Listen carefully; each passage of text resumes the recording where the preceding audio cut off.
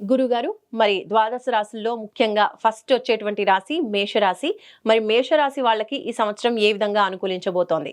మేషరాశి గాని మనం చూసుకుంటే, ఈ మేషరాశి పేరులోనే ఉందండి. ఈళ్ళకి చాలా పౌరుషంగాను, అన్న పని సాధించుకునే విధంగా, దేనికి తలగ్గని విధంగా, ఎలాంటి ఆటంకాలొచ్చినా గానీ ఎదురు చూడకుండా ముందుకు పోయే తత్వం గల ఈ రాశి వాళ్ళకి మన శ్రీ విశ్వవసునామ సంవత్సరం గనక ప్లానెట్ స్థితిని బట్టి మనం గమనించుకుంటే, వీళ్ళకి ఒక ముఖ్యమైన విషయాన్ని గమనించుకోవాలి. వీళ్ళకి ఏలినాటి శని స్టార్ట్ అవుతుంది. శని యొక్క ప్రభావం వీళ్ళ మీద ఎక్కువగా ఉండబోతుంది కాబట్టి, ఈ విషయంలో చాలా జాగ్రత్తగా ఉండాలి. వీళ్ళు మనకి ఫస్ట్ ఆదాయం వ్యయం గనుక చూసుకుంటే, వీళ్ళకి ఆదాయం 2, వ్యయం 14, రాజ్యపూజ్యము 5, అవమానం 7. ఈ ప్రకారంగా మనం చూసుకుంటే వీళ్ళకి ఖర్చులు విపరీతంగా ఉండే అవకాశం ఎక్కువగా ఉంది. అంతేకాకుండా అవమానాలు కూడా వీళ్ళ చుట్టూ జరిగే అవకాశం ఎక్కువగా ఉంది. ఇందులో ఒక ముఖ్యంగా వీళ్ళు గమనించుకోవాలి, ఏలినాటి శని యొక్క ప్రభావం వీళ్ళకి స్టార్ట్ అవుతూ ఉంది.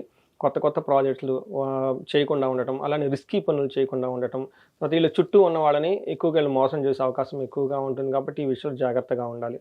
మనకి శని ధనం ప్రభావంగా ఇబ్బంది పడే అవకాశం ఎక్కువ ఉంది. గురు వాళ్ళకున్న లాస్ ఆఫ్ పొజిషన్ ఉన్న ఒక స్థితిని కోల్పోయే అవకాశం ఎక్కువగా ఉంటుంది.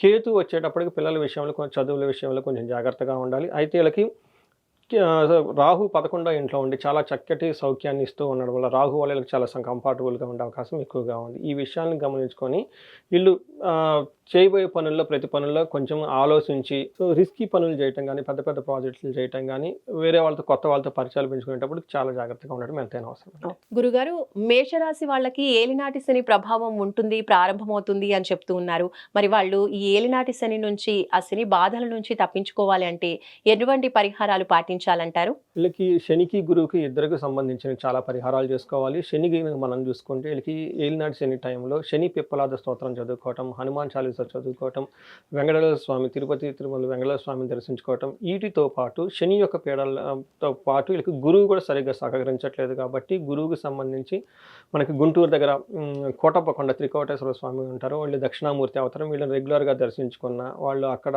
విజిట్ చేసినా కానీ అక్కడ గురువారం రోజున బృహస్పతికి సంబంధించిన ఒక హోమం చేస్తారు.